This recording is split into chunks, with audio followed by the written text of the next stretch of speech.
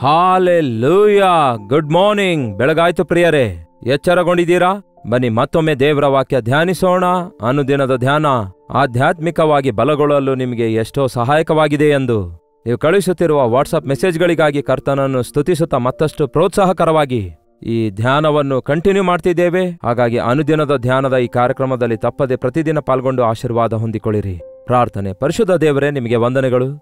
ಮತ್ತೊಂದು ಸಾರಿ ಈ ಉದಯ ಕಾಲ ಸಮಯದಲ್ಲಿ ನಮಗೆ ಜ್ಞಾನೋದಯವನ್ನು ಉಂಟು ಮಾಡಿರೆಂದು, ಈ ಅಂತ್ಯ ದಿನಗಳಲ್ಲಿ ಅಜ್ಞಾನಿಗಳಾಗಿರದೆ ಜ್ಞಾನಿಗಳಾಗಿ ಬದುಕಲು ನಿಮ್ಮ ಕೃಪೆ ದಯಪಾಲಿಸಿರೆಂದು ಕ್ರಿಸ್ತನ ನಾಮದಲ್ಲಿ ಬೇಡುತ್ತೇನೆ ತಂದೆಯೇ, ಆಮೇನ್. ದೇವರಿಗೆ ಸ್ತೋತ್ರ. ಎಚ್ಚರಗೊಂಡಿದ್ದೀರಾ? ಹಾಗಾದರೆ ಬನ್ನಿ, ಎಫೆಸದವರಿಗೆ ಬರೆದ ಪತ್ರಿಕೆ 5ನೇ ಅಧ್ಯಾಯ 15ನೇ ವಚನ ಓದುತ್ತಿದ್ದೇನೆ, ಕೇಳಿ. ಈ ದಿನಗಳು ಕೆಟ್ಟವುಗಳಾಗಿರುವುದರಿಂದ ಒಪ್ಪಿಕೊಳ್ತಿರೋ ಇಲ್ಲವೋ? ಹೌದು, ಇದು ಅಂತ್ಯಕಾಲವಾಗಿದೆ ಎಂದು, ಹೋಗೋ ಕಾಲ ಬಂದಿದೆ ಎಂದು. ಹೌದಲ್ಲವೇ? ಕಲಿಯುಗದಲ್ಲಿ ಇದ್ದೇವೆ ಎಂಬುದಾಗಿ, ಇದು ಅಂತ್ಯವಾಗಿದೆ ಎಂದು ಅನೇಕರು ಅಂದುಕೊಳ್ಳುತ್ತಲೇ ಇದ್ದಾರೆ. ಅದನ್ನು ಎಂದಿನಿಂದಲೂ ಅಂದುಕೊಳ್ತಿದ್ದಾರೆ. ಇನ್ನು ಇಷ್ಟೇ ತಾನೇ, ಪರವಾಗಿಲ್ಲ ಬಿಡಿ ಎಂಬುದಾಗಿ ಕೂಡ ಕೆಲವರು ಇಷ್ಟ ಬಂದಂತೆ ಜೀವಿಸುತ್ತಾರೆ. ಬಟ್ ನಿಜವಾಗ್ಲೂ ಇದು ಕೆಟ್ಟ ಕಾಲ ಆಗಿದೆ. ಈ ದಿನಗಳು ಅಂತ್ಯ ದಿನಗಳ ಗುರುತಾಗಿವೆ. ಯೇಸು ಕ್ರಿಸ್ತನು ಹೇಳಿದ ಪ್ರಕಾರ ನೋಹಾನನ ಕಾಲದಲ್ಲಿದ್ದಂತೆ ಈ ಅಂತ್ಯ ದಿನಗಳಲ್ಲಿ ಮನುಷ್ಯರು ತಿನ್ನುತ್ತಾ ಕುಡಿಯುತ್ತಾ ಇರುತ್ತಾರೆ. ಸೊದೋಮ ಗೋಮರ ಪಟ್ಟಣದಲ್ಲಿನ ಲೋಟನ ದಿನಮಾನಗಳಂತೆ ಮನುಷ್ಯರು ತಿನ್ನುತ್ತಾ ಕುಡಿಯುತ್ತಾ ಮದುವೆ ಮಾಡಿಕೊಳ್ಳುತ್ತಾ ಮಾಡಿಸಿಕೊಡುತ್ತಾ ಮನೆ ಕಟ್ಟಿಕೊಳ್ಳುತ್ತಾ ಇರ್ತಾರೆ ಎಂಬ ಪ್ರವಾದನೆ ಅಕ್ಷರಶಃ ಈ ದಿನ ನೆರವೇರುತ್ತಿದೆ. ಅಷ್ಟೇ ಅಲ್ಲ, ಯುದ್ಧಗಳು ಆಗುತ್ತವೆ ಎಂದು ಹೇಳಲಾಗಿದೆ. ಯುದ್ಧಗಳು ಈ ದಿನಗಳಲ್ಲಿ ಬಹಳಷ್ಟು ಆಗ್ತಿವೆ ಅಲ್ಲವೇ? ಎಷ್ಟೋ ದಿನಗಳವರೆಗೂ ರಷ್ಯಾ ಉಕ್ರೇನಿನ ಯುದ್ಧ ಮುಂದುವರೆದಿತ್ತಲ್ಲವೇ? ನಿಂತೋದಂತೆ ಇತ್ತು, ಮತ್ತೆ ಯುದ್ಧ ಶುರು ಆಗ್ತಿತ್ತು. ಇದೆಲ್ಲದರ ಸೂಚನೆ ನೋಡುವಾಗ ಯೆರೂಸಲೇಮಿನಲ್ಲಿ 3ನೆಯ ದೇವಾಲಯ ಕಟ್ಟುವಾಗ ಆ ದೇವಾಲಯದೊಳಗೆ ಆ ಕ್ರಿಸ್ತ ವಿರೋಧಿ ಕೂತುಕೊಳ್ಳುತ್ತಾನೆಂದು ಥೆಸಲೋನಿಕ ಪತ್ರಿಕೆಯಲ್ಲಿ ಬರೆದ ಪ್ರವಾದನೆಗಳೆಲ್ಲವೂ ನೆರವೇರುತ್ತಾ ಇವೆ. ಸಂಕೋಚಿತವಾದ ಸಮಯ ನಮ್ಮ ಮುಂದೆ ಇದೆ. ನೀವಿನ್ನೂ ರಕ್ಷಿಸಲ್ಪಡದೇ ಇರುವುದಾದರೆ ಹಿಂದೆ ರಕ್ಷಣೆ ಹೊಂದಿಕೊಳ್ಳಿರಿ. ಯಾವಾಗಲೂ ಈ ಲೋಕದಲ್ಲಿ ಇರ್ತೇವೆ ಅಂದುಕೊಳ್ತಿದ್ದೀರಾ? ಯವನಸ್ಥರಾಗಿರ್ಬೋದು, ವೃದ್ಧರಾಗಿರ್ಬೋದು, ಆರೋಗ್ಯವಾಗಿರುವಂಥವರಾಗಿದ್ರು ಯಾವಾಗ ಏನಾಗುತ್ತೆ ಎಂದು ಗೊತ್ತಿಲ್ಲದ ಪರಿಸ್ಥಿತಿಯಲ್ಲಿ ನಾವಿದ್ದೇವೆ. ಅದಕ್ಕೆ ನಾವು ಜಾಗ್ರತೆಯಿಂದಿರಬೇಕು, ದೇವರ ಸಹಾಯ ಕೋರಿಕೊಳ್ಳಬೇಕು. ದಿನಗಳು ಕೆಟ್ಟವುಗಳಾಗಿರೋದ್ರಿಂದ ನೀವು ಸಮಯವನ್ನು ಕಳಕೊಳ್ಳದೆ ಅದನ್ನು ಸದುಪಯೋಗ ಮಾಡಿಕೊಳ್ಳುತ್ತಾ ಅಜ್ಞಾನಿಗಳಾಗಿರದೆ ಜ್ಞಾನಿಗಳಾಗಿ ನಡೆದುಕೊಳ್ಳುವಂತೆ ಜಾಗರೂಕರಾಗಿರಿ. ದಿನಗಳು ಕೆಟ್ಟವುಗಳಾಗಿರುವುದರಿಂದ ಸಮಯವನ್ನು ಕಳಕೊಳ್ಳದೆ ತಡೆಯೋಣ ಅಂತ ಹೇಳಿದ್ರೆ ತಡೀಲಿಕ್ಕಾಗುತ್ತಾ? ಗಡಿಯಾರದ ಮುಳ್ಳು ಹಿಡ್ಕೊಂಡ ಮಾತ್ರಕ್ಕೆ, ಕ್ಲಾಕನ್ನು ನಾವು ಆಫ್ ಮಾಡಿಟ್ಟ ಮಾತ್ರಕ್ಕೆ ನಿಂತು ಹೋಗುತ್ತದೋ ಸಮಯ? ಅದು ಸಾಗುತ್ತಲೇ ಇರುತ್ತೆ. ಎಷ್ಟು ವೇಗವಾಗಿ ಈ ದಿನ ಸಮಯ ದಾಟಿ ಹೋಗುತ್ತಾ ಇದೆ ಎಂದು ಗಮನಿಸುತ್ತಾ ಇದ್ದೀರಾ? ಕೆಲವು ಸಾರಿ ಮಾತಾಡುತ್ತಿರುವಾಗಲೇ ಗಂಟೆಗಳು ಕಳೆದು ಹೋಗ್ತವೆ. ಈಗಲೇ ಎದ್ದಿದ್ದೇವೆ ಅಂದುಕೊಳ್ತೇವೆ, ಅಷ್ಟೊತ್ತಿಗೆ ಮಧ್ಯಾಹ್ನ ಆಗಿರುತ್ತೆ. ಇಂತಹ ಸಂದರ್ಭಗಳು ಎಷ್ಟೋ ಸಾರಿ ನಾವು ಕೂಡ ಎದುರಿಸಿರುತ್ತೇವಲ್ಲವೇ? ಸ್ವಲ್ಪ ಹೊತ್ತು ನಿಂತು ಯೋಚಿಸುವುದಾದರೆ, ಬೆಳಗ್ಗೆ ಎದ್ದು ಇಲ್ಲಿಯವರೆಗೂ ನಾನು ಏನ್ ಮಾಡಿದ್ದೇನೆ? ಇಷ್ಟು ದಿನಗಳು ಕಳೆದು ಹೋದುವು, ಒಂದು ತಿಂಗಳಲ್ಲಿ ಇಷ್ಟು ದಿನಗಳು ದಾಟಿ ಹೋದುವು. ಎಷ್ಟೋ ತಿಂಗಳುಗಳನ್ನು ಕಳೆಯುತ್ತೇವೆ, ಎಷ್ಟೋ ವರ್ಷಗಳನ್ನು ಕಳೆಯುತ್ತೇವೆ. ಹೇಗೆ ದಿನಗಳು ಕಳೆದೆವೆಂದು ಗೊತ್ತಾಗಲ್ಲ. ಹಾಗಾದರೆ ಹೇಗಿದೆ ನನ್ನ ಪರಿಸ್ಥಿತಿ? ಏನನ್ನು ಸಾಧಿಸಿದ್ದೇನೆ ಎಂಬುದಾಗಿ ಎಂದಾದರೂ ಪರೀಕ್ಷಿಸಿಕೊಂಡಿದ್ದೀರಾ? ಇಲ್ವೇ ಇಲ್ಲ. ಇವತ್ತಿಲ್ಲದಿದ್ರೆ ನಾಳೆ ಇಲ್ಲದಿದ್ರೆ ನಾಡಿದ್ದು ಅಂದುಕೊಳ್ಳುತ್ತಾ ಮುಂದೂಡಿಸುತ್ತಾ ಸಮಯವನ್ನು ಸದುಪಯೋಗ ಮಾಡಿಕೊಳ್ಳದೆ ದುರುಪಯೋಗ ಮಾಡಿಕೊಳ್ತಿದ್ದೇವೆ, ಸಮಯವನ್ನು ಕಳೆದುಕೊಳ್ಳುತ್ತಿದ್ದೇವೆ. ಅದಕ್ಕೆ ದೇವರ ಮಕ್ಕಳಾಗಿರುವ ನೀವು ಸಮಯ ಸುಮ್ಮನೆ ಕಳೆದುಕೊಳ್ಳದೆ ಅಜ್ಞಾನಿಗಳಾಗಿರದೆ ಜ್ಞಾನಿಗಳ ಹಾಗೆ ಸಮಯವನ್ನು ಏನ್ ಮಾಡಬೇಕಂತೆ? ಜಾಗ್ರತೆಯಿಂದ ನೋಡಿಕೊಳ್ಳಬೇಕು, ಸದುಪಯೋಗ ಮಾಡಿಕೊಳ್ಳಬೇಕು.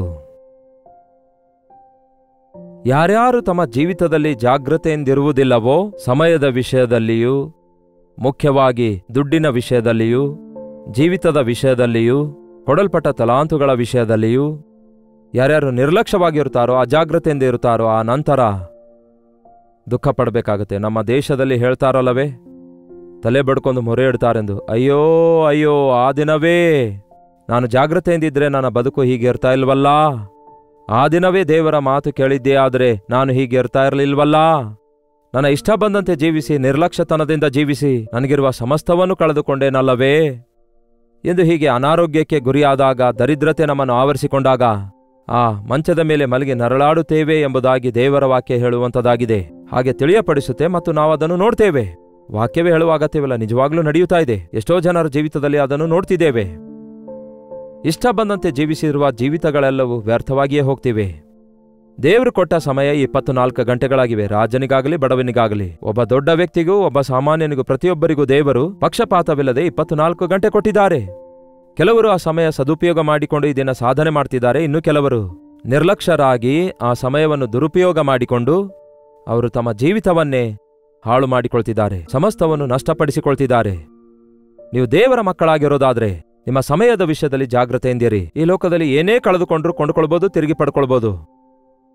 ದುಡ್ಡು ಬೇಕಾದ್ರೆ ಮತ್ತೆ ಸಂಪಾದಿಸಬಹುದು. ಒಂದು ವಸ್ತು ಹೊರಟು ಹೋದರೆ ಇನ್ನೊಂದು ವಸ್ತು ಕೊಂಡ್ಕೊಳ್ಬೋದು. ಆದರೆ ಗತಿಸಿ ಹೋದಂತಹ ಒಂದು ಕ್ಷಣವೂ ಕೂಡ ನಾವು ತಿರುಗಿ ತಂದುಕೊಳ್ಳಲಾಗೋದಿಲ್ಲ. ನಿನ್ನೆ ಈ ದಿನ ಮತ್ತೆ ಬರಲ್ಲ. ಹಾಗಾಗಿ ನಾವು ಜಾಗ್ರತೆಯಿಂದ ಪ್ರತಿಯೊಂದು ಕ್ಷಣವನ್ನು ಸದುಪಯೋಗ ಮಾಡಿಕೊಳ್ಳಬೇಕು. ಪ್ರಯೋಜನಕರವಾದ ವಿಷಯಗಳಿಗಾಗಿ ಬಳಸಬೇಕು.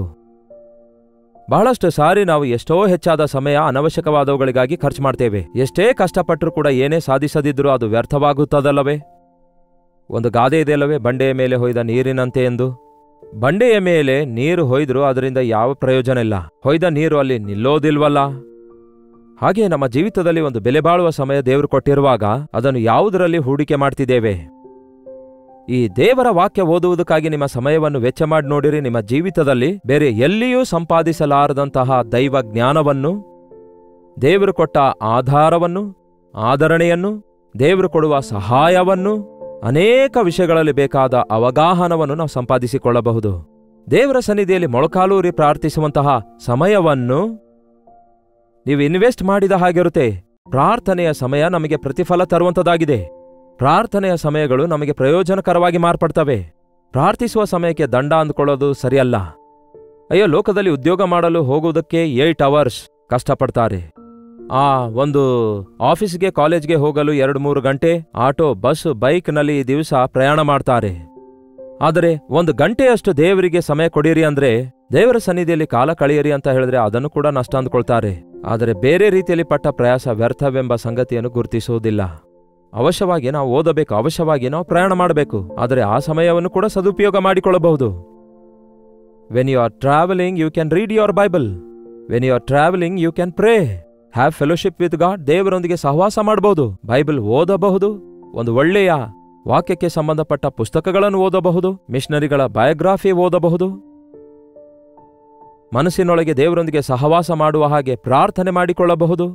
ಆದರೆ ಈ ಭಕ್ತಿ ಅನ್ನುವಂಥದ್ದು 1 ಗಂಟೆಯಷ್ಟು ತೋರಿಸಿ ಆ ನಂತರ ನಮ್ಮ ಇಷ್ಟಾನುಸಾರವಾಗಿ ಬದುಕುತ್ತೇನೆ ಅನ್ನುತ್ತಾರಲ್ಲವೇ, ಅದು ಅಷ್ಟು ಒಳ್ಳೆಯದಲ್ಲ. ಹಾಗೆ ಪಟ್ಟ ಪ್ರಯಾಸವೆಲ್ಲ ವ್ಯರ್ಥವಾಗಿ ಹೋಗುತ್ತದೆ. ಒಂದು ಸಾರಿ ಆಲೋಚಿಸಿರಿ, ಎಷ್ಟು ಹೊತ್ತು ನೀವು ನಿಮ್ಮ ಶರೀರ ಅವಶ್ಯಕತೆಗಳಿಗೋಸ್ಕರ ವೆಚ್ಚ ಮಾಡ್ತಿದ್ದೀರೆಂದು. ಎಷ್ಟು ಸಮಯವನ್ನು ದೇವರು ಕೊಟ್ಟ ಆತ್ಮವನ್ನು ಬಲಪಡಿಸಿಕೊಳ್ಳಲು ನೀವು ಉಪಯೋಗಿಸುತ್ತಾ ಇದ್ದೀರಿ. ಎಲ್ಲಾ ಸಮಯಗಳಲ್ಲಿ ಹೊಟ್ಟೆಪಾಡಿಗಾಗಿಯೇ ಪ್ರಯಾಸ ಪಡುತ್ತಿದ್ದಾನೆ ಈ ದಿನದ ಮನುಷ್ಯನು. ಶರೀರ ಸಂಬಂಧವಾದ ವಸ್ತು ವಾಹನಗಳು, ಲೋಕ ಸಂಬಂಧವಾದ ಆಸ್ತಿಪಾಸ್ತಿಗಳು ಕೂಡಿಸಿಕೊಳ್ಳುವುದರಲ್ಲೇ ಶ್ರದ್ಧೆಯುಳ್ಳವನಾಗಿದ್ದಾನೆ. ಇದೆಲ್ಲ ನಾವು ಗಮನಿಸುತ್ತಲೇ ಇದ್ದೇವಲ್ಲವೇ? ಹಾಗಾದರೆ ಒಬ್ಬ ವ್ಯಕ್ತಿ ಈ ಲೋಕದಲ್ಲಿ ಎಷ್ಟು ಕಾಲ ಇರ್ತಾನೆ? 70 ವರ್ಷ. ಬಲ ಹೆಚ್ಚಿರುವುದಾದರೆ 80 ವರ್ಷ. ಒಂದು ವೇಳೆ ಹೆಚ್ಚು ಜೀವಿಸಿದರೆ 100 ವರ್ಷ. ಇನ್ನು ಹಾಸಿಗೆಯ ಮೇಲೆ ಇರುವುದಾದರೆ ಕೆಲವೊಂದು ಕಾಲ ಬದುಕಬಹುದೇನೋ. ಬಟ್ ಎಷ್ಟೇ ಕಾಲ ನಾವು ಬದುಕಿದರೂ ಈ ಲೋಕವನ್ನು ನಾವು ಬಿಟ್ಟು ಹೋಗಲೇಬೇಕು. ಈ ಲೋಕ ನಾವು ಬಿಟ್ಟು ಹೋಗುವಾಗ ನಮ್ಮ ಜೊತೆಗೆ ಬರುವಂಥದ್ದು ನಮ್ಮ ಆಸ್ತಿಗಳಲ್ಲ, ನಮ್ಮ ಡಿಗ್ರಿಗಳಲ್ಲ, ನಮಗಿರುವಂತಹ ಒಳ್ಳೆಯ ಹೆಸರಲ್ಲ. ಏನೋ ಒಂದು ಸಂಪಾದಿಸಬೇಕು, ಹೆಸರು ಸಂಪಾದಿಸಬೇಕು ಎಂದು ಪ್ರಯತ್ನಿಸುತ್ತಾರೆ ಹೊರತು ಸತ್ತು ಹೋದ ನಂತರ ನಿಮ್ಮ ಹೆಸರು ಎಲ್ಲರೂ ಮರೆತು ಹೋಗ್ತಾರೆ. ಕೆಲವು ದಿನ ನೆನಪಿಟ್ಕೊಳ್ತಾರೆ. ಅದಕ್ಕೆ ತಾನೇ ಶಿಲೆಗಳನ್ನು ಇಡ್ತಾರೆ ನಮ್ಮ ದೇಶದಲ್ಲಿ, ಎಲ್ಲಿ ಮರೆತು ಹೋಗ್ತಾರೆಂದು ಆ ಮಹಾತ್ಮರನ್ನು, ಗಣ್ಯರನ್ನು. ಎಷ್ಟು ಜನ ಈ ದಿನ ಶಾಶ್ವತವಾದ ದಿವ್ಯ ದಾನಗಳಿಗಾಗಿ ಹೋರಾಡುವಂಥವರಾಗಿದ್ದಾರೆ. ಪರಲೋಕದಲ್ಲಿ ಕರ್ತನ ಮುಂದೆ ನಿಂತುಕೊಳ್ಳುವವನು, ಆತನು ಮೆಚ್ಚಿಕೊಳ್ಳುವವನು ಧನ್ಯನು. ದೇವರಿಗೋಸ್ಕರ ನೀವೇನ್ ಮಾಡಿದ್ದೀರೋ ಅದೇ ಮುಖ್ಯವಾಗಿದೆ. ಮತ್ತಷ್ಟು ಮುಖ್ಯವಾಗಿ ದೇವರ ಸನ್ನಿಧಿಯಲ್ಲಿ ಕಾಣಿಸಿಕೊಳ್ಳಲು ನಿಮ್ಮನ್ನು ನೀವು ಸಿದ್ಧಪಡಿಸಿಕೊಂಡಿದ್ದೀರಾ? ಮನುಷ್ಯರಿಗೆ ಕಾಣಿಸಿಕೊಳ್ಳಲು ಸಿದ್ಧರಾಗುತ್ತೇವಲ್ಲವೇ? ಆದರೆ ದೇವರ ಮುಂದೆ ಕಾಣಿಸಿಕೊಳ್ಳಲು ನಾವು ನಿಜವಾಗ್ಲೂ ಸಿದ್ಧರಾಗುತ್ತಿದ್ದೇವಾ? ಅಫ್ಕೋರ್ಸ್, ಮನುಷ್ಯರಿಗೆ ಕಾಣಿಸಿಕೊಳ್ಳಲು ಸಿದ್ಧರಾಗಲು ನಾವು ನಮ್ಮ ಬಹಿರಂಗ ರೂಪವಾಗಲಿ, ನಮ್ಮ ವಸ್ತ್ರಧಾರಣೆಯಾಗಲಿ ಸರಿಪಡಿಸಿಕೊಳ್ತೇವೆ. ಆದರೆ ದೇವರ ಮುಂದೆ ನಿಲ್ಲುವವನು ತನ್ನ ಹೃದಯವನ್ನು ಸರಿಪಡಿಸಿಕೊಳ್ಳಬೇಕು, ತನ್ನ ಅಂತರ್ಯವನ್ನು ಸರಿಪಡಿಸಿಕೊಳ್ಳಬೇಕು, ಮನಸಾಕ್ಷಿಯನ್ನು ಜಾಗ್ರತೆಯಿಂದ ಕಾಪಾಡಿಕೊಳ್ಳಬೇಕು. ದೇವರು ಹೃದಯ ಪರೀಕ್ಷಿಸುವವರಾಗಿದ್ದಾರೆ. ಆತನು ಹೃದಯವನ್ನು ಲಕ್ಷಿಸುತ್ತಾನೆ. ಖಚಿತವಾಗಿಯೂ ಈ ಲೋಕ ಎನ್ನುವಂಥದ್ದು ಶಾಶ್ವತವಲ್ಲ. ನಾವು ಹುಟ್ಟಿದ ದಿನ ಜ್ಞಾಪಕ ಮಾಡಿಕೊಳ್ಳುವಾಗ ಸಾಯುವ ದಿನ ಹತ್ತಿರವಾಗುತ್ತಿದೆ ಎಂದು ನೆನೆಸಿಕೊಳ್ಳಬೇಕು. ನಮ್ಮ ಕ್ಯಾಲೆಂಡರ್ಸ್ನಲ್ಲಿನ ಡೇಟುಗಳು ಬದಲಾಗುತ್ತಿರುವಾಗ ನಾವು ಈ ಲೋಕ ಬಿಟ್ಟು ಹೋಗುವ ಸಮಯ ಆಸನವಾಗುತ್ತಿದೆ ಎಂಬ ಸಂಗತಿ ನೆನೆಸಿಕೊಳ್ಳಬೇಕು. ಅದಕ್ಕೆ ಮೇಲಿಂದ ಮೇಲೆ ಈ ದಿನವಿಡೀ ನಾನೇನ್ ಮಾಡಿದ್ದೇನೆ ಎಂದು ರಾತ್ರಿ ಮಲಗುವುದಕ್ಕಿಂತ ಮುಂಚೆ ಯೋಚಿಸುವುದಾದರೆ, ಅಯ್ಯೋ ಪ್ರಯೋಜನಕರವಾದದ್ದೇನು ಮಾಡಲಿಲ್ಲವಲ್ಲ, ಕರ್ತನೇ ನನ್ನನ್ನು ಕ್ಷಮಿಸು ಎಂದು ನೀವು ಬೇಡಿಕೊಳ್ಳುವುದಾದರೆ, ಕನಿಷ್ಠ ಇನ್ನು ಮೇಲಾದರೂ ದೇವರೇ ನಿಮ್ಮ ಚಿತ್ತ ಮಾಡಲು ಈ ಸಮಯವನ್ನು, ಅಂದರೆ ನೀವು ಕೊಟ್ಟ ಸಮಯವನ್ನು ಸದುಪಯೋಗ ಮಾಡಿಕೊಳ್ಳಲು ಸಹಾಯ ಮಾಡಿರಿ ಎಂದು ನೀವು ಪ್ರಾರ್ಥಿಸುವುದಾದರೆ ಜ್ಞಾನವನ್ನು ಅನುಗ್ರಹಿಸುತ್ತಾರೆ ದೇವರು. ನೀವು ಅಜ್ಞಾನಿಗಳ ಹಾಗೆ ಸುಮ್ಮನೆ ಸಮಯ ಕಳಕೊಳ್ಳದೆ ಜ್ಞಾನಿಗಳ ಹಾಗೆ ಸಮಯವನ್ನು ಸದುಪಯೋಗ ಮಾಡಿಕೊಳ್ಳಿ. ಅಜ್ಞಾನಿ ಸಮಯವನ್ನು ಕಳ್ಕೊಳ್ಳುತ್ತಾನೆ. ಜ್ಞಾನ ಇಲ್ಲದೇ ಇರುವುದರಿಂದ ಅವನು ಮಾಡುವ ಕೆಲಸಗಳೆಲ್ಲ ವ್ಯರ್ಥವಾಗ್ತವೆ. ಜ್ಞಾನದಿಂದ ನಾವು ಮಾತಾಡುವ ಮಾತುಗಳಾಗಲಿ, ಜ್ಞಾನದಿಂದ ನಾವು ಮಾಡುವಂತಹ ನಿರ್ಣಯಗಳಾಗಲಿ, ಜ್ಞಾನದಿಂದ ನಾವು ಮಾಡುವಂತಹ ಪ್ರಯತ್ನಗಳಾಗಲಿ ಸಫಲವಾಗ್ತವೆ. ಈ ದಿನ ಎಷ್ಟೇ ಸಂಪಾದಿಸಿದರೂ ಸಹ ಕೆಲವರಿಗೆ ಸಾಲವೇ ಉಳ್ಕೊಂಡಿದೆ ಎಂದು ಹೇಳ್ತಾರೆ. ಕಾರಣವೇನು? ಸಮಯವನ್ನು ಅವರು ಸದುಪಯೋಗ ಮಾಡಿಕೊಳ್ಳುವುದಿಲ್ಲ. ಅವರ ಕೈಗೆ ಸಿಕ್ಕಿರುವ ದುಡ್ಡನ್ನು ಸದುಪಯೋಗ ಮಾಡಿಕೊಳ್ಳೋದಿಲ್ಲ. ದುಡ್ಡಿನ ವಿಷಯದಲ್ಲಿ ಅಜಾಗ್ರತೆಯಿಂದಿರುವವನು ತನ್ನ ಕ್ಯಾರೆಕ್ಟರ್ನಲ್ಲಿಯೂ ಅಜಾಗ್ರತೆಯುಳ್ಳವನಾಗಿದ್ದಾನೆಂದರ್ಥ. ದುಡ್ಡು ಅನ್ಯಾಯವಾದದಾಗಿದೆ, ತಾತ್ಕಾಲಿಕವಾದದಾಗಿದೆ, ಟೆಂಪ್ರರಿಯೇ. ಆದರೆ ಆ ಚಿಕ್ಕ ವಿಷಯದಲ್ಲಿ ನೀವು ಜಾಗ್ರತೆಯಿಂದಿರದಿದ್ದರೆ ಮತ್ತು ದೊಡ್ಡ ವಿಷಯಗಳಲ್ಲಿ, ಆಧ್ಯಾತ್ಮಿಕ ವಿಷಯಗಳಲ್ಲಿ ಹೇಗೆ ನೀವು ದೊಡ್ಡವರಾಗಿರಲು ಸಾಧ್ಯ? ಆ ಒಂದು ಚಿಕ್ಕ ಚಿಕ್ಕ ವಿಷಯಗಳಲ್ಲಿ ನೀವು ನಂಬಿಗಸ್ತರಾಗಿರದಿದ್ದರೆ ನಿಮಗೆ ಪರಸಂಬಂಧವಾದ ಸ್ವತ್ತನ್ನು ಹೇಗೆ ಕೊಡಲಾಗುತ್ತೆ ಎಂದು ಯೇಸು ಹೇಳಿದಾರಲ್ಲವೇ?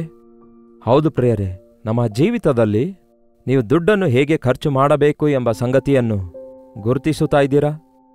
ದುಡ್ಡು ನಿಮ್ಮ ಕೈ ಸೇರುವಾಗ ಅದನ್ನು ದೇವರ ಮುಂದಿಟ್ಟು, ದೇವರೇ ಈ ದುಡ್ಡನ್ನು ಸದುಪಯೋಗ ಮಾಡಿಕೊಳ್ಳುವಂತೆ, ಈ ದುಡ್ಡನ್ನು ನಾನು ಒಂದರಲ್ಲಿ ಹೂಡಿಕೆ ಇನ್ವೆಸ್ಟ್ ಮಾಡುವಾಗ ಲೋಕದ ಲಾಭ ಬರುತ್ತೆ ಎಂದು ನಾವು ಆಲೋಚಿಸ್ತೇವೆ ಹೊರತು ಇದರಿಂದ ನನಗೆ ಪರಲೋಕದಲ್ಲಿ ಪ್ರತಿಫಲ ಸಿಗುತ್ತದೋ ಎಂದು ನೀವು ಎಂದಾದರೂ ಆಲೋಚಿಸಿದ್ದೀರಾ? ಬಡವರನ್ನು ಕನಿಕರಿಸುವವನು ದೇವರಿಗೆ ಸಾಲ ಕೊಡುವವನಾಗಿದ್ದಾನೆ. ಏನೂ ಇಲ್ಲದವನಿಗೆ, ಕೊರತೆಯಲ್ಲಿರುವವನಿಗೆ, ಕಷ್ಟದಲ್ಲಿರುವವನಿಗೆ, ಕಣ್ಣೀರಿನಲ್ಲಿರುವವನಿಗೆ ನೀವು ಸಹಾಯ ಮಾಡುವುದಾದರೆ ನೀವು ದೇವರಿಗೆ ಸಾಲ ಕೊಡುವವರಾಗಿರ್ತೀರಂತೆ. ನಿಜವೇ? ನಿಮ್ಮ ದುಡ್ಡು ಪರಲೋಕದ ಬ್ಯಾಂಕ್ ಒಳಗಡೆ ಕ್ರೆಡಿಟ್ ಮಾಡುವ ಹಾಗೆ ಅವಕಾಶ ಇದ್ದಿದ್ದೇ ಆದರೆ ನಾವೆಲ್ಲ ಏನ್ ಮಾಡ್ತಿದ್ದೆವು ಗೊತ್ತಾ?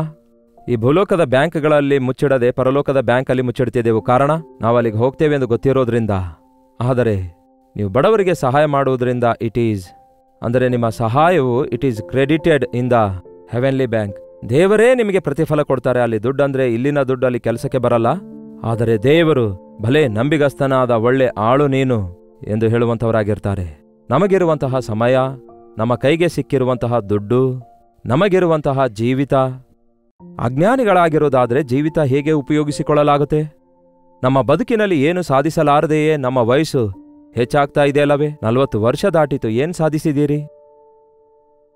30 ವರ್ಷ ದಾಟಿತು, ಏನ್ ಸಾಧಿಸಿದ್ರಿ? ಮದುವೆ ಮಾಡನ್ನುತ್ತೀರಲ್ಲವೇ? ಹೌದಲ್ಲವೇ? ನಿಮಗೆ ಮಕ್ಕಳನ್ನು ದೇವರು ಕೊಟ್ಟಿದ್ದಾರೋ? ಹೇಗೆ ಬೆಳೆಸುತ್ತಾ ಇದ್ದೀರಿ ಆ ಮಕ್ಕಳನ್ನು? ನೀವೇ ಅಜ್ಞಾನಿಗಳಾಗಿರೋದಾದರೆ ನಿಮ್ಮ ಮಕ್ಕಳು ಹೇಗೆ ಜ್ಞಾನಿಗಳಾಗ್ತಾರೆ? ಈ ದಿನ ದೈವ ಜ್ಞಾನ ನಮ್ಮೆಲ್ಲರಿಗೆ ಎಷ್ಟೋ ಅವಶ್ಯಕವಾಗಿದೆ. ಈ ಅಜ್ಞಾನದ ಲೋಕ ಕೊಚ್ಕೊಂಡು ಹೋಗುತ್ತದೆ, ಪಾಪದ ಹೊಳೆಯಲ್ಲಿ ಹರ್ಕೊಂಡು ಹೋಗುತ್ತೆ, ನರಕದ ಕಡೆಗೆ ಪ್ರವಹರಿಸಿ ಹೋಗುತ್ತೆ.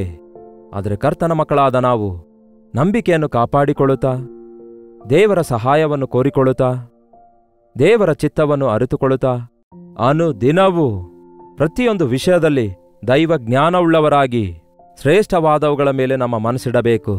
ಶ್ರೇಷ್ಠವಾದವುಗಳಿಗೋಸ್ಕರ ನಾವು ಪ್ರಯಾಸ ಪಡಬೇಕು. ದೇವರ ರಾಜ್ಯಕ್ಕೆ ಸೇರಿಕೊಂಡಾಗ ದೇವರಿಂದ ಮೆಚ್ಚುಗೆ ಹೊಂದುವ ಜೀವಿತ ಜೀವಿಸುವ ಹಾಗೆ ನಮ್ಮ ಬದುಕಾಗಿರಬೇಕೆಂಬುದಾಗಿ ಬೈಬಲಿನ ಸತ್ಯ ಸಾರಾಂಶವಾಗಿದೆ. ವಾಕ್ಯವನ್ನು ಕೇಳಿರಿ, ಧ್ಯಾನಿಸಿರಿ, ಹೃದಯಕ್ಕೆ ಅನ್ವಯಿಸಿಕೊಳ್ಳಿರಿ. ದೈವ ಜ್ಞಾನದಿಂದ ತುಂಬಿಸಲ್ಪಡುತ್ತೀರಿ. ಆಗ ನಿಮ್ಮ ಸಮಯವನ್ನು, ನಿಮ್ಮ ಹಣವನ್ನು, ನಿಮ್ಮ ಜೀವಿತವನ್ನು, ನಿಮಗಿರುವ ಸಮಸ್ತವನ್ನು ಕೂಡ ಸದುಪಯೋಗ ಮಾಡಿಕೊಳ್ಳುತ್ತೀರಿ. ಪ್ರಾರ್ಥನೆ. ಪರಿಶುದ್ಧನೇ, ಪ್ರೀತಿಯುಳ್ಳ ತಂದೆಯೇ, ಯಾರ್ಯಾರು ಯಾವ್ಯಾವ ಸ್ಥಳಗಳಿಂದ ಈ ಮಾತನ್ನು ಕೇಳುತ್ತಾ ತಮ್ಮ ಜೀವಿತದಲ್ಲಿ ನಿಮ್ಮ ಮೇಲೆ ದೃಷ್ಟಿಯಿಡುತ್ತಿದ್ದಾರೋ ಅಂತಹ ಎಲ್ಲರನ್ನು ಕನಿಕರಿಸಿರಿ. ಸಮಯ ಗತಿಸಿ ಹೋಗುತ್ತಿರುವಾಗ, ಹೊಟ್ಟಿನ ಹಾಗೆ ಸಮಯ ಹಾರಿ ಹೋಗುತ್ತಿರುವಾಗ ನಮ್ಮ ಪ್ರತಿ ಸಮಯವನ್ನು ಸದುಪಯೋಗ ಮಾಡಿಕೊಳ್ಳುವ ಹಾಗೆ ನಿಮ್ಮ ಸನ್ನಿಧಿಯಲ್ಲಿ ಪ್ರಾರ್ಥಿಸುವುದಕ್ಕಾಗಿ, ನಿಮ್ಮೊಂದಿಗೆ ಸಹವಾಸ ಮಾಡುವುದಕ್ಕಾಗಿ, ಪ್ರತಿ ನಿಮಿಷವೂ ನಿಮ್ಮೊಂದಿಗೆ ಸಂಬಂಧವುಳ್ಳಂತಹ ಜೀವಿತ ಜೀವಿಸುತ್ತಾ ಈ ಲೋಕದಲ್ಲಿರುವ ವ್ಯರ್ಥವಾದ ಕೆಲಸಕ್ಕೆ ಬಾರದವುಗಳಿಗಾಗಿ ಪ್ರಯಾಸಪಟ್ಟು ನಷ್ಟ ಹೋಗಲಾರದಂತೆ ಪ್ರಯೋಜನಕರವಾದವುಗಳ ಮೇಲೆ ನಾವು ನಮ್ಮ ಮನಸ್ಸನ್ನು ಕೇಂದ್ರೀಕರಿಸುವ ಹಾಗೆ ಸಹಾಯ ಮಾಡಿರಿ. ನೀವು ಕೊಟ್ಟ ಆಯುಷನ್ನು, ನೀವು ಕೊಟ್ಟಿರುವ ಈ ಜೀವಿತವನ್ನು, ನೀವು ಕೊಟ್ಟಿರುವ ಈ ಹಣವನ್ನು, ನೀವು ಕೊಟ್ಟಂತಹ ಸಮಯವನ್ನು ನಿಮ್ಮನ್ನೇ ಮಹಿಮೆ ಪಡಿಸುವ ಹಾಗೆ ನಾವು ಬಳಸಿ ನಿಮ್ಮ ಮೆಚ್ಚುಗೆ ಹೊಂದುವಂತೆ ನಮ್ಮ ಪ್ರತಿಯೊಬ್ಬರಿಗೂ ಸಹಾಯ ಮಾಡಿರೆಂದು ಕ್ರಿಸ್ತನ ನಾಮದಲ್ಲಿ ಬೇಡುತ್ತೇನೆ ತಂದೆಯೇ, ಆಮೇನ್. ತಂದೆಯಾದ ದೇವರ ಪ್ರೀತಿಯು, ಮಗನಾಗಿರುವ ಕ್ರಿಸ್ತನ ಕೃಪೆಯು, ಆದರಣೆ ಕರ್ತನಾದ ಪವಿತ್ರಾತ್ಮನ ಸಹವಾಸವು ಅನುದಿನದ ಧ್ಯಾನದಲ್ಲಿ ಐಕ್ಯವಾಗಿರುವ ನಮ್ಮೆಲ್ಲರ ಸಂಗಡ ಸದಾಕಾಲಕ್ಕೂ ನೆಲೆಯಾಗಿರಲಿ. ಆಮೇನ್. ದೇವರಿಗೆ ಸ್ತೋತ್ರ. ನಿಮ್ಮ ಪ್ರಾರ್ಥನಾ ಮನವಿಗಳನ್ನು 8939731313 ನಂಬರ್ಗೆ ಒಂದು ಟೆಕ್ಸ್ಟ್ ಇಲ್ಲವೇ ವಾಯ್ಸ್ ಮೆಸೇಜ್ ಮೂಲಕ ಕಳಿಸಿಕೊಡಿರಿ. ನಿಮ್ಮೆಲ್ಲರಿಗೋಸ್ಕರ ಪ್ರಾರ್ಥಿಸ್ತಿದ್ದೇವೆ. ನೀವು ಕೂಡ ಪ್ರಾರ್ಥಿಸಿರಿ. ದೇವರು ತಪ್ಪದೆ ನಮ್ಮೆಲ್ಲರಿಗೂ ತನ್ನ ಕೃಪೆಯನ್ನು ತೋರಿಸ್ತಾರೆ. ನೀವು ಇತರ ದೇಶದಿಂದಲೂ ವೀಕ್ಷಿಸುವುದಾದರೆ ಇದೇ ನಂಬರ್ಗೆ ನಿಮ್ಮ ಪ್ರಾರ್ಥನಾ ಮನವಿಗಳನ್ನು ಕಳಿಸಿಕೊಡಬಹುದು. ಕರ್ತನ ಚಿತ್ತವಿರುವುದಾದರೆ ಮತ್ತೆ ನಾಳೆ ಭೇಟಿಯಾಗೋಣ. ಅಲ್ಲಿಯವರೆಗೂ ದೇವರ ಮಹಾಕೃಪೆ ನಿಮ್ಮೆಲ್ಲರೊಂದಿಗಿರಲಿ. ವಂದನೆಗಳು.